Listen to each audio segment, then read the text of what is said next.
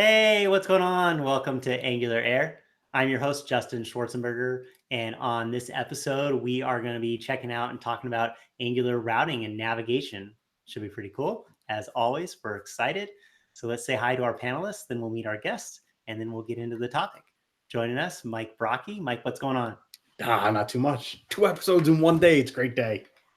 We do. This is the second episode. Now, people coming in and watching it later, they may not know, right? But if you are watching it now, go watch that episode earlier as well, too. But after this episode, right? But if you're watching it later, go back onto YouTube and watch another video before watching this one.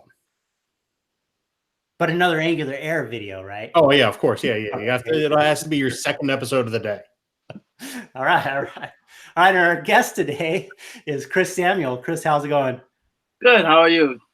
Doing great. Excited to have you on. Do you want to tell our viewers a little bit about yourself? Okay. So, my name is Chris Samuel. Been a software developer for past maybe it's kind of like 8 years now. Working specifically right now with front-end development, and just currently just looking to spend more time talking more about web development in the social media environment. And nice. Well, great. We got a place for you to talk about that stuff. So yeah. Excited to have you on. Yeah. All right. So our topic today, what are we going to talk about? We're going to talk about routing. Yeah. So overall, the whole framework of Angular, I just wanted to pick out something that would be kind of not too big shoes, kind of big. So routing and navigation. So roughly, how you would create your routes on your Angular application, getting started, and maybe a little bit more of a advanced, not too advanced on likely loading. So, and I have a little demo of using the GitHub API to route your application for looking at different repos and different followers using Angular 7. Sorry. Very cool. Yeah, it's pretty. I love the routing aspect of it, right? The fact that it's kind of baked into the framework, and then from a single page application standpoint, we have to deal with that whole how do we have this concept of URLs changing right in our application, and dealing with that and reacting to that. And Angular has a really nice set of routing framework and module to do that. So it's really cool. It'd be nice to check out. Awesome. Yeah. Do you so you have some slides? You want to start with some slides, or how do you want to? Sure. Oh yeah. So I have a slide. I can basically start sharing my screen and talk about that. Cool. So I can go ahead and screen share. All right.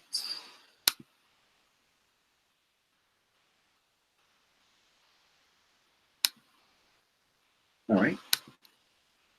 Can you see my screen? Yep. And now I'm putting to mode in that weird now. All right. Okay. Let me see if I can run this.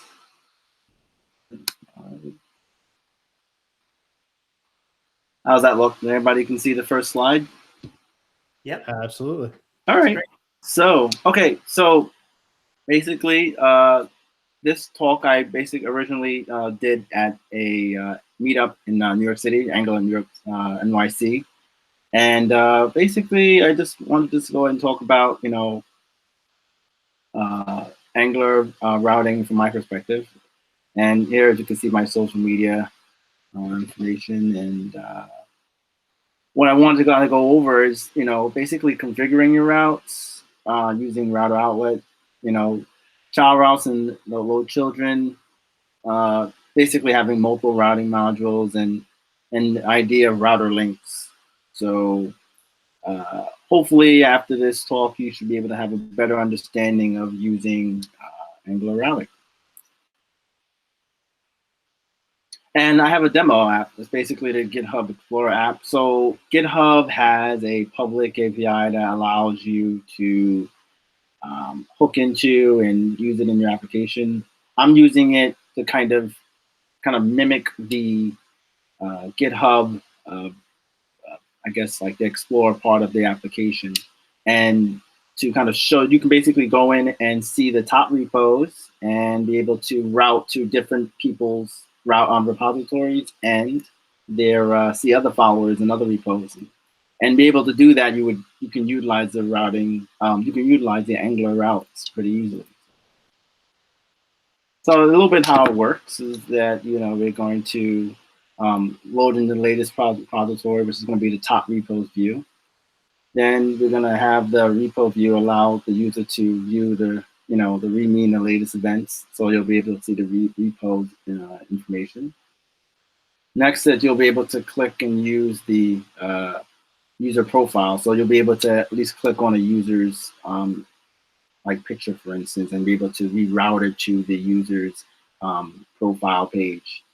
And then finally, you'll be able to also utilize the user's followers or their following to actually route to other people's repositories and profiles and so forth. That's a really cool, I guess, feature that the application is able to use thanks to the GitHub API. So routing modules, basically using that, the root app routing module. So that the root of the application will have its own module, and the user routing module will also have some routes for it as well. And then for the repo, there's also going to be a repo routing module.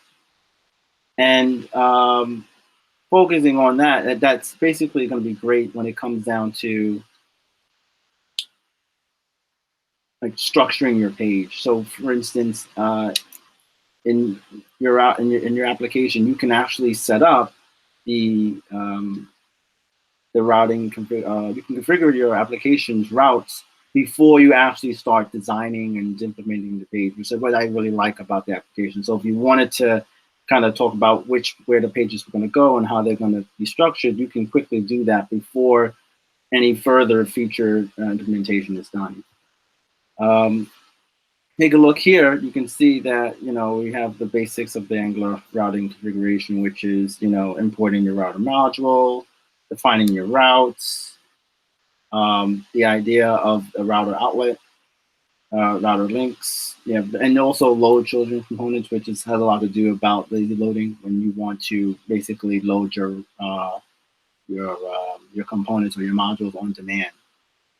And then you have the base href, which is required in order for Angular to know where your page is going to be defined before the any of the other routing networks can be instantiated.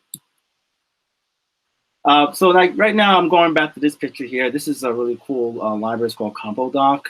I use it exclusively to just quickly map out my page, thanks to the fact that we're using TypeScript and everything can pretty much be tracked because we are basically strongly typing out our code. So we can use this page to kind of generate the way the routing is basically handled. And this happens really just by installing CompoDoc. And you can see where, the root of the application basically is the entry point, and then it leads into the root routing module, and it shows you where the pages will, the route will take you. And you can actually download this from the npm module,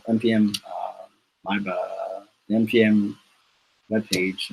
Lost for words with that, but npm.org, you can look for the modules and get more information about it, or just go to CompoDoc and find out more about this document generating library. Yeah, we're big fans of CompoDoc. We've had them on a little over a year ago, maybe 2 years ago. We need to get them back on, but yeah, it's an awesome tool for really a mental map of your app, right? Definitely. And so looking at this, we're just taking a look at the first routing module. I think at this point, I can probably just go into the code and talk about it, because I had this just in case I didn't have time for the meetup. So maybe I can show my, I could just go to the code right now, right? Is that okay? Yeah, that sounds good. All right, so. Your content, you show it however you want to show it. Awesome. Right. All right, so we're gonna go ahead and we're gonna look at So let's go to yeah. And let me know if you don't see everything. Okay, great. So, well, actually, let's start off with the routes. Okay, yeah. So, looking at the actual application's first route routing module, you'll basically have to utilize the you have to basically essentially where your route's going to go at first. So the initial routing is configured here. In your first route, you instantiate the router module with for route, and then you can add your configuration here with the routes. And this is actually defined at the top of your route routing module. Now, you don't have to necessarily use a separate route routing module file for your application, but it's just a best practice for me to start breaking these pieces out because they can tend to make it larger over time depending on how big your app is going to be. And it's also easier to see. You know, this using the style guide of Angular, you want to keep your files, less than, no more than 400 lines, so you don't want to have them too big. So your app routing, that module will probably get pretty large over time, so you would want to break that out early on. Now, let me see. I can go ahead. I can talk a little bit more about basically when you use the routes. If you basically set up the routes from the Angular router, you will see that you can add in these particular, let's basically say these are the initial path of the page. So for instance, when I load my page, you'll see that I run into the top repos component, which is going to be the first view that the person is going to be seeing. And then you have the second ones are basically loaded in using load children. As you can see that these are lazy loaded components. So on demand, I will need the user repo or the user's profile module, and it takes the path of the user. So that when it has the path property, the property type called path, you can actually change the actual the routes by actually loading in user module based on user. So when for instance, let me go ahead and actually run it, so I can probably share the information better. One sec. Right.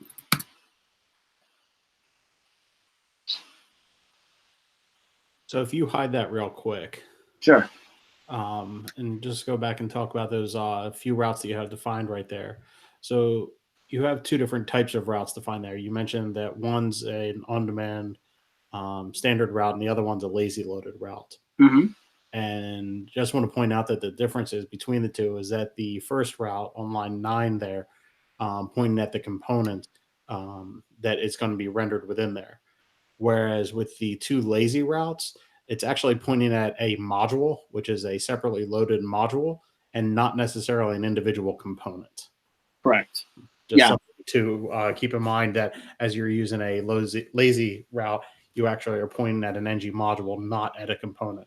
Correct. Yeah. So how Mike explained that was basically that we're using I'm lazy loading the user module and the repo module route. And you basically are defining that using the load children property. And the load children property allows you to lazy load this module on demand. And this is one way. The reason why you would use this is because of the fact that you have the ability to have a better performance boost when it comes down to loading your entire application. And so the way that you actually get it done is by actually using this particular string orientation where you kind of define where the module is, and then right before you actually finish the actual path, you add a little hash with the name of the repo that is in. So repo module, for instance, and user module respectively. Let me go ahead and see if the page is running. Let me see.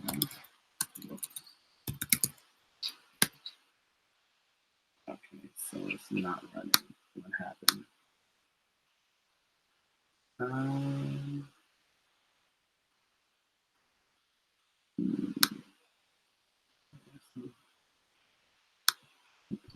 And so, like you mentioned earlier, go ahead.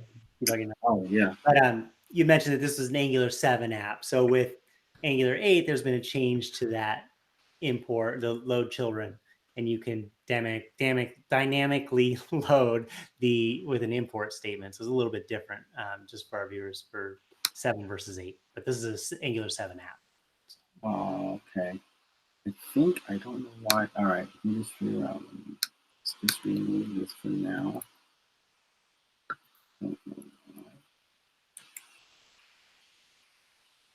Yeah, I think I have to figure out this little branch issue here.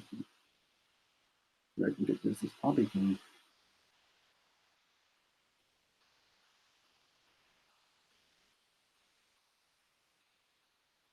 So while that's loading right now, let's see.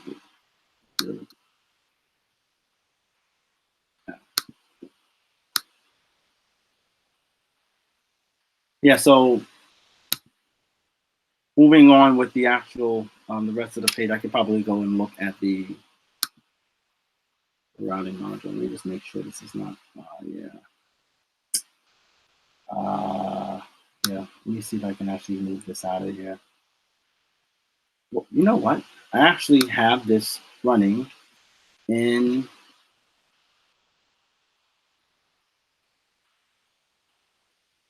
one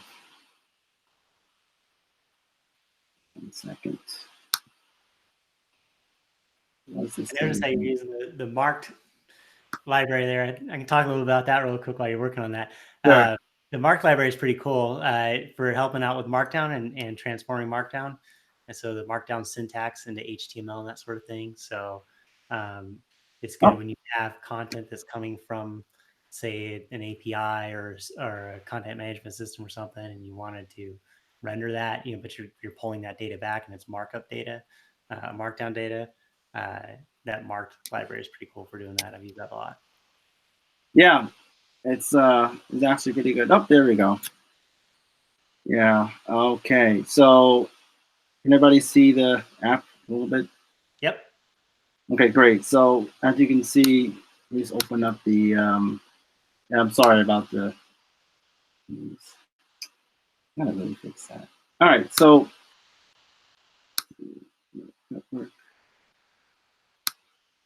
And all right, so right now we're in the top popular repository, and if you look at our whoops,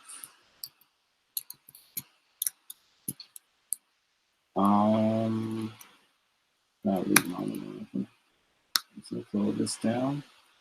You can see that we are basically loading the top repos component, and the top repos component basically shows the first the top repos or popular repos. And I'm not actually doing this. This is not actually being done by, there's no actual top popular repository. Basically, we're just sharing the all of the top repositories based on month or week, and then we just sort them by the most starred. And then hence that's why it's considered the starred popular repository. And you can see that here we have each of these is all coming from the actual API, and we can click on, for instance, we click on the first one here, and you can see that we're taken to another route at the top here. You can see that it basically routes for repo, and then it has phantom sites and baby names analysis, which is the name of the actual user's name, and then it's the repo name. And all of this other data is coming in from the actual API. This is actually because I was supposed to use the Mark library to actually pipe that in, because I think all this is coming down as Markdown, and that for some reason that's not working right now. But so I can leave it. Yeah. You click on that link, and that's when you you loaded the repo route and it lazy loaded that route, right? So when you're on the home page and you click on that link, then that repo came in on demand, right? Correct. Yeah. Well, yeah. So, and that's the other thing as well, is that because I clicked on this link here, that link is a repo link, and because I clicked on it, then it loads it in on demand, allowing us to save time, from having instead of having to download every single asset that's in the project. So can you show that in the network tab over there? Maybe like reset, clear that out, and reload or whatever. Mm-hmm. Like yeah. All right. So we'll go ahead. We'll go back here. All right, and we'll click on this, and you can see that repository is created. I guess it's on the Right here. Yeah. Wait, I'm hitting all of them right now. Let me open this a little bit more.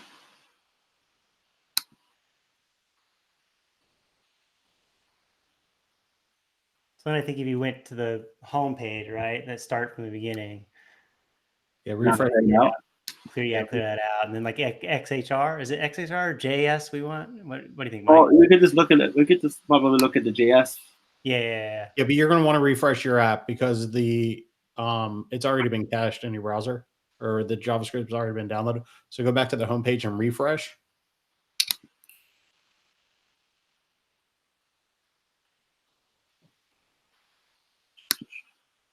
Yeah. Now refresh. And then clear this. No, refresh the page in the browser. Oh, refresh the entire page. Yeah, and then you can clear what's on the right. And then navigate to a repo. Ah, there we go. Yeah, cool. Thanks to you, Mike. Wow. Well, so there's an interesting dynamic there with the whole idea of routing within Angular or any other front-end framework, is that essentially what the front-end framework is doing is intercepting all the navigation things that happen and handles it in JavaScript for you. It's not actually making new requests to the server, at least once you've already loaded up the application. However, if you have configured your routes within the front end side of your application, you have to configure your application to always serve the root and to always redirect to the root for your web server to always serve the index.html. This way, the application will load and allow the front end framework to be able to handle the navigation internally. Just a little side note. I know a lot of people have run into that of configuring their server to be able to return what the front end framework actually needs versus trying to serve something that quite frankly doesn't exist. You have no code on your server that lives under repo. It's all handled in the browser. One other thing that I'd like you to dive into there is that if you look at the route, you have /repo, which is something that you've coded, but then the next two parts of that route, the ByteDance and the byte in your URL bar. Okay. You don't code all of those routes. Those are like parameters or something like that. Correct. Variables. So how do you want to show how you configure those types of things so that you can handle different or multiple routes with the same code? Yeah. So basically, with the create an API service that will basically handle the fetching of the data. Now, most of the stuff is basically being handled by the API from here. There's a configure use group, and then for here, I can show you that. For instance, what was that again? This was repo. So we can just look at all the repos. And for instance, this is one for getting popular repos for the first page. And the user will basically be able to use let me see, which one was that? Repo name, get repo. I think that was get repo. You know what? I actually have comment console log with most of the information. That's fine. Yeah, I can show that.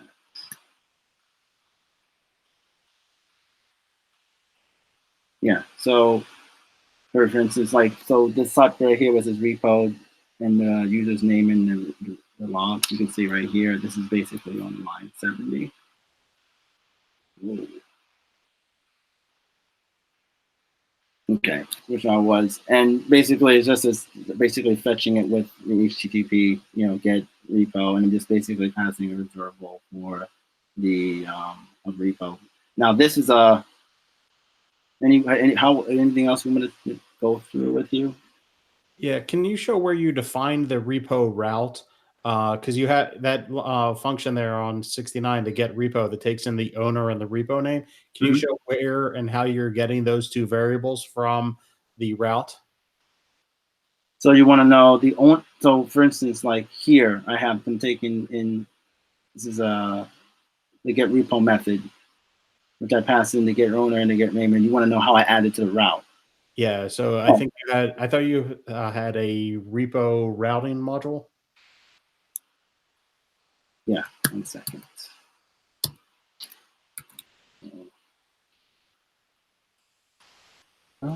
Wow, the naming repo. Repo module.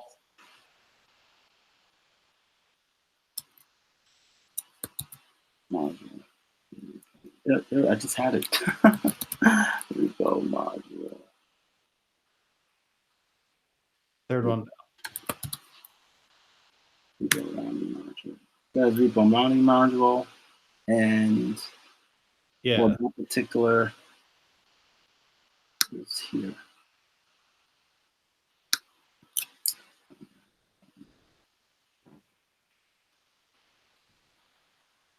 Right. So I think it was in that repo routing module, right? Yeah, I think it was a repo module where you were. Oh yeah, right there on line 10 or something. Right. Yeah. So this is that. So here's the owners, and this is the name for the. Basically, these are just identifiers, IDs. Like they basically will hold those variables in it. So the owner would basically be the name of the user, and then the name of the repo is basically secondary passive, and then you'll see that the children property will load. They don't load those in normally. They don't get loaded in immediately. Is there I want to talk about that for a second because that, to me, that's more than just the owner and the name. Those are very important concepts in terms of routing in the client or in the browser. Is the idea of having variables there that you can dynamically parse out. So when you specify a colon and then a name, that's a variable name that you can get from the router to whenever you route to a specific route. right? That you can get that owner as a variable and the name as a variable during the routing events to be able to then query an API to get things or do different things within your code with that information. It's a very powerful mechanism. Right. So that's why I was basically using it here. If you have get repo, you can actually go ahead and utilize the name of the route. Let me see if I can bring it up. User events, repo.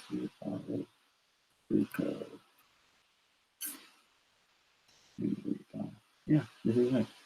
Yeah. So you using the the observable process, I actually go ahead and use the name of the repo and the owner, and then inside the actual repo itself, you can see that I can just basically hook into the route of the activated route and then pipe in what I need, and then I can actually grab that repo, and then I render this onto the page. So then in there, right there, and your activated route. So you're using the observable, the params observable that's of the activated route that comes from the Angular framework. Angular platform, the routing module. And then every time those values change, so if a route changes with a new owner and a new name, then this is picking that up and running the new query to get repo, right? Right. So basically, any particular parameter that sits on the active or native route will basically switch them at that point, and then allow you to navigate to that route from my from the application. Now, there's a lot more other pieces that actually can be put together for this, like such as like error handling and maybe being able to add in some authentication so that you can see the private repos. Because right now, from the GitHub API, it was only you only get obviously the public information, but there was other pieces there that was basically able to be used. But this application was just being able to show you how you can utilize the activated route and the routing navigation to quickly understand what's going on with Angular and your application. This particular process I used all over that way. So basically, for getting a repo, searching for the repos would be another piece for that. Also, getting the user events. That's the other part I should actually show as well right now. Moving on to module. Yeah, I think I can probably show that through here. All right. All right, so the next thing I wanted to show was the other parts of the load children, which was the events. So this piece here, events, receive events, repositories, followers, following, all of this is basically handled in the user events and user received events. So these are all loaded like in. GitHub's events, something specific to GitHub? Is that what they are? Yeah, these events are the events that are unique to GitHub. So if you want to grab the user events, you would have to kind of build a URL with the proper API configuration to grab, for instance, that particular user's connectivity within that repo, for instance. So all this stuff is all public information. It actually has the user's name and the type of event, like starred, that particular repo, and then it has time and date. Let me see. And now this is also another part of the sequence that you can use the tabbing to actually go ahead. As soon as you basically click on tab, it will basically load in that next component or view. And this view here, for instance, right here, this is all of the this user's particular followers. It also shares like the number of the followers, and then you can even click on that particular user, and it will pass that user's ID in, and then send you to that user's profile information. And so are those tabs then? Are you using routing on those as well to reroute parameters in order to know which following to get, which that sort of thing? I can go to. Let me go and move into that. So let me see user routed. I think the other thing would be to can you show like how those links get built up within your app? Like how does the link to look at a particular repo? Okay. How is that done in the application? Okay, so let me start with user. So this current page right here is basically managed through this particular user component HTML. And you can see that on the user component HTML that we're grabbing in the user URL property, the login, the name, a little bit of information in the description. Any other information that's basically associated with the user publicly. And then there's a little bit of an issue where we go into, let me see if I can go to the other part of the user. It's a physical event. It's the event, right? The event card.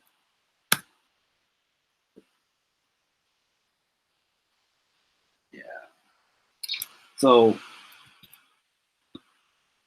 for instance, when we click on the events tab, the events tab will basically show you all of this information. It's just basically where I take the event card view and we will basically use an input to kind of share the event data with another component like the repo, for instance, like the events for the repo. Let me see if I can bring up the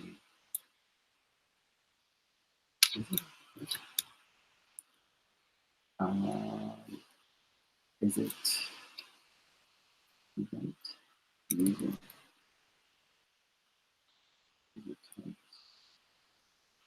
Is there, yeah, it's events and it was user, right? And let me see. I think that well, what else? What was the extra second thing you wanted me to show, Justin?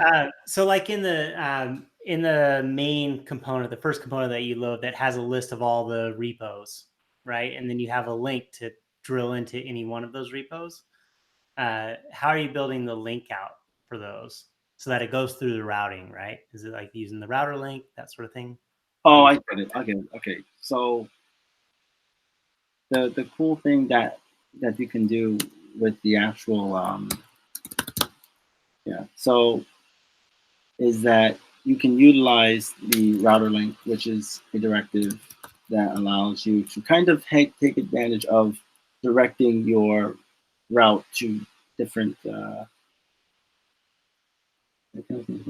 different parts of your application from the view.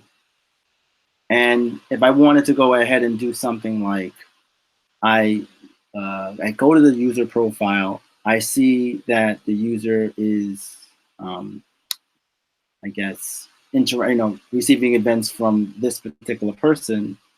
Well, and that person that link takes you to that user's profile on the repository description. That happens when we go to repo. We will go to repo components. Yeah. So for instance here, so simply you will basically get the repo's information. If the repo is actually, exists, we will basically use the router link to basically route the user and the user's single this is basically the information for the user's login. So single repo.owner.login. Login is, I believe, it's a term that was used to define a user's login name. And you can use, and so basically you would take the user and you would actually route that person with that property. That's why over here, when you click on the user's name, it brings you to user and then Andre Wiminer, which is basically the user's like login. So then that router link directive right there is taking in this array. And so that first piece of the array is the URL for the route, the path, right? And then the next subsequent positions in the array are these route params that would fill into your, like for like on line 8, right? Right. Login, the names. So then that would be like the owner name and the repository name. And those would get concatenated into your route string router to then allow your app to route through your routing, right? Correct. So yeah, so the key is like if you're starting out with Angular and you want to be able to quickly understand how these things work, it's great to kind of check out like the router, like the individual pieces of the application. So when I go ahead and I can use router link, and you can see that you added to an array of strings that basically takes in like the route parameter and the URL fragment of user. You can quickly see that you can do a lot of things with that. That's one thing I like about it. So like that way you can actually take that and you can route the person to the user. You can use that same URL fragment and route the person to a repo. You can even do things like if certain repos have specific names or are property, you can actually redirect it to a custom view if you wanted to. But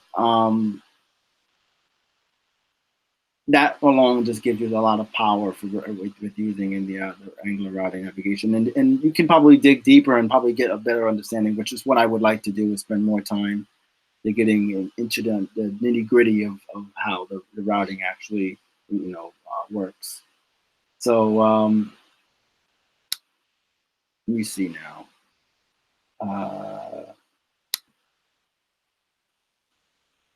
So I think that moving forward, I can talk a little bit more about the. Let me see Maybe I could talk more about.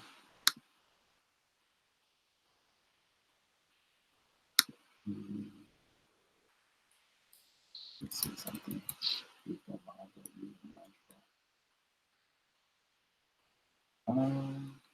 So could you maybe share, some of like the child routes, like this route, right. like let's take a look at that. Here it is. So here it is. We have the child. These are basically the child routes for the user routing module. So on this page, this user routing module will basically manage the tabs here. Let me see if I can open it. We don't need this open now. Won't leave it open for now. So so this particular page here is manage these routes.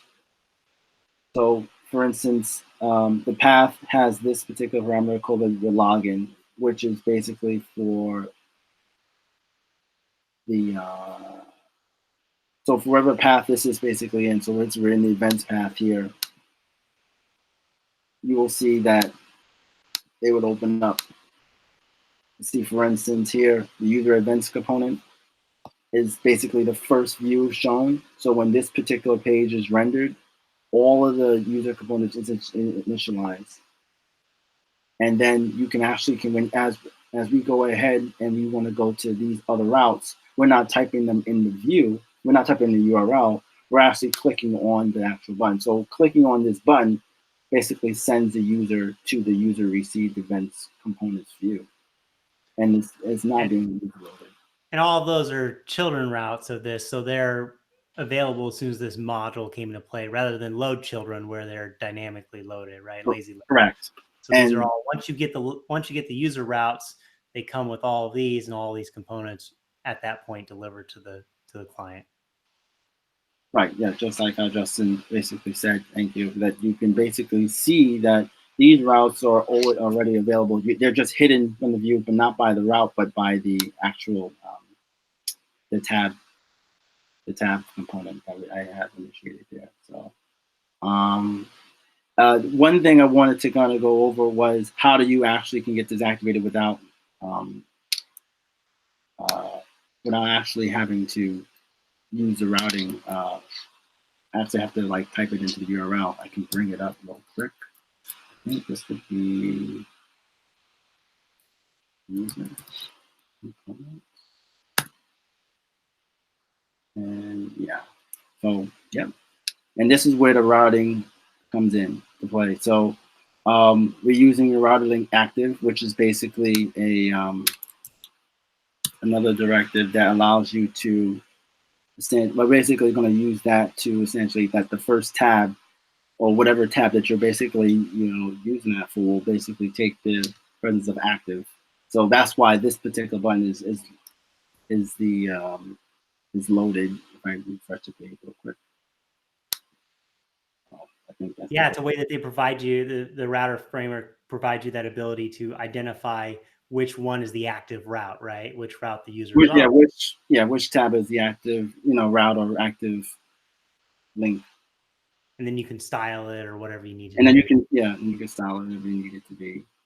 And what I'm doing here is that once you go ahead and you add the name or the string, the proper string that we're using for the router link, we can basically send the user whatever information in that view. So for instance, this router link here has the received events in the user routing module. You can see that received events will basically send the user's received events component. And then we're using the, let me step back out. We use the router outlet, which is, bring it out. I think it's,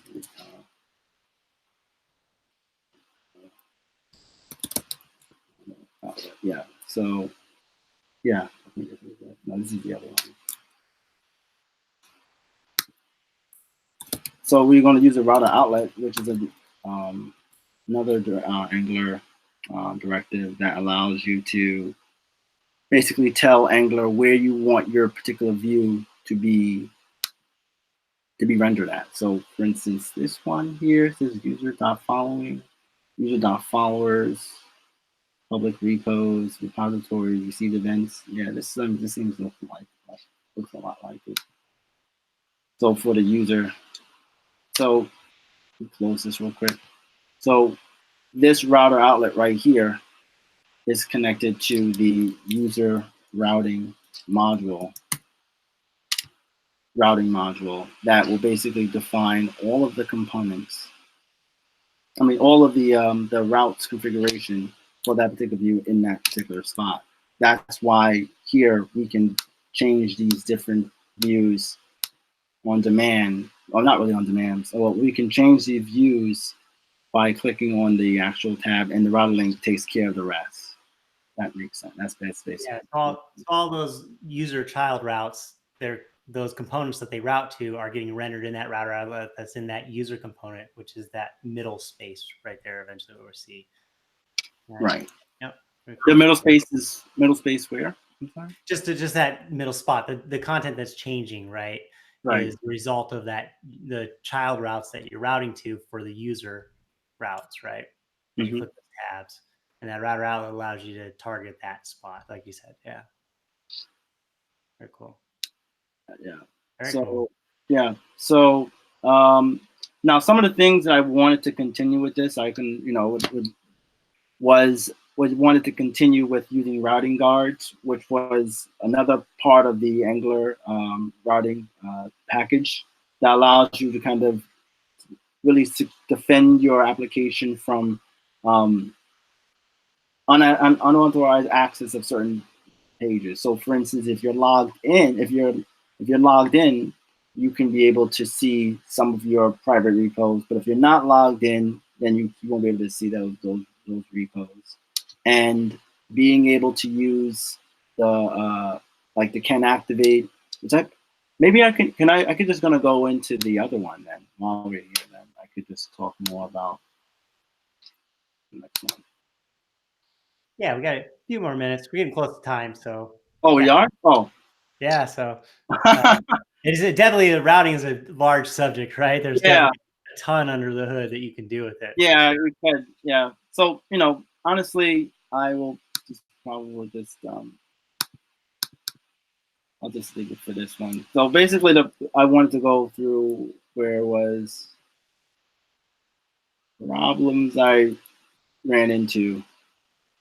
So problems I overcome with the project. So a lot of the things I had to do was originally the project was available, like a GitHub allows you to like utilize their service to I think I can probably close my screen now. Cool. Yeah.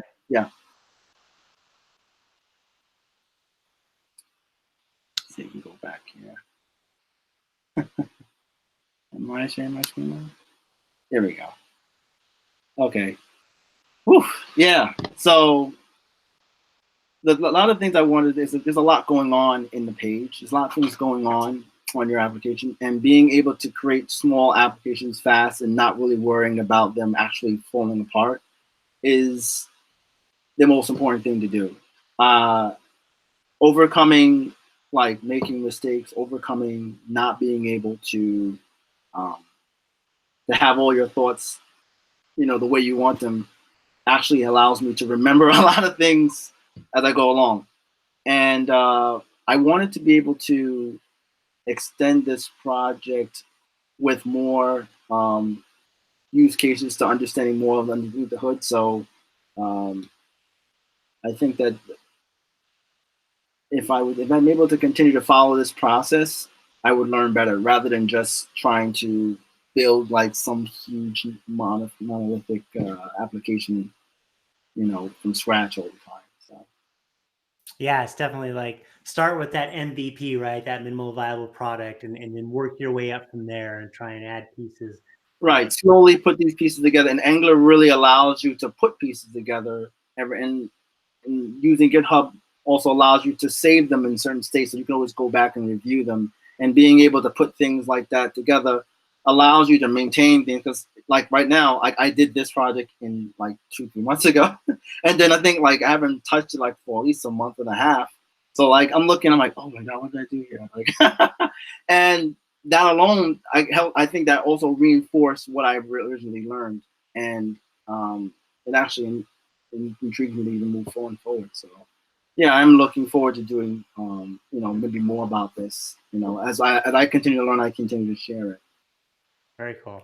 Yeah, you mentioned the idea of just pieces in general, and one thing I really like about the router is that you can think about the individual piece, whether or not that piece is a user or that piece isn't a user's event, and you can focus on those specific components and less about how the two are going to communicate with each other, and let the router just handle that and say, all right, I've got my concept here. Let the router decide what other content is going to be displayed. And then that specific component gets loaded by the router, unloaded by the router, and handled. And all you have to worry about is presenting that specific piece. And the router is essentially the glue that stitches it all together. Yeah, I agree with that. Yeah, because I feel like that modulistic manner of pieces allows you to think about things in a much more simplified way. And whenever you come back to it, I think it's, for me, I find it easier to pick up where I left off. Yeah, for sure. All right, well, we're getting to the end, so let's why don't we do some picks if we got some picks, and then we'll wrap it up. Mike, do you have a pick? Yeah, I finished recently watching a show on Netflix, and I really enjoyed it. It's a little bit different. I watched The Umbrella Academy.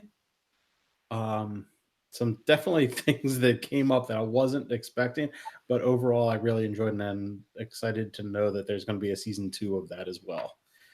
As you get into these shows on Netflix, it's like, oh yeah, I really enjoyed that. Is there going to be more? Who knows? But it's nice to know that some of them do get renewed, and that happens to be one of them. So that's a pick. All right. Well, you've inspired me. I've got a pick. I usually haven't had a pick in a while, but I got a pick, and it's my wife and I watched Expedition Unknown. It's kind of a fun show about archaeology and stuff like that. But anyways, been waiting for a new season episode to come out, and finally start of next month, it's going to come out. So that's my pick, Expedition Unknown. I think it's on the Discovery Channel, maybe, or I don't know, but pretty cool. All right, Chris, you got a pick? Yeah. So I just finished rereading his book, Algorithms to Live By. The author is Tom Griffith and Brian Christian. This is a really great read about how algorithms can be used in the real life and how they apply to your overall real life. And it kind of focuses more on the computer science fundamentals. So if you're interested in understanding about merge and sort, and what was the other one? It was like the most optimal approach to looking for a parking space, 37%. Yeah, it goes into stuff like that. And if more textbooks, more computer science textbooks wrote like that, I probably would talk more reviews about them like this. That sounds really interesting. That would make a great podcast or series or something to be talking about, like how engineers or developers think just on a regular basis. Like you said, like Yeah. find a parking spot, or how am I picking out things in the grocery store and aisles efficiently? Like, Yeah. do our I minds work? search your socks. Like that was merge sorts came into, like using merge sorts might be more optimal for sorting your socks. I'm like, really? And the writing is great. They have an Audible as well, so I don't know. All right. We'll get the link to that. We'll throw that in the show notes as well, description of the thing. So Okay. awesome. Hey, Chris, thanks so much for sharing your time. Really appreciate you coming on and sharing this content. Thank you. Yeah, thanks a lot. You too. Thank you, Mike. That was a great episode. Thanks for jumping on, Chris. All right. All right. That's a wrap. Have a good one. See you everybody later.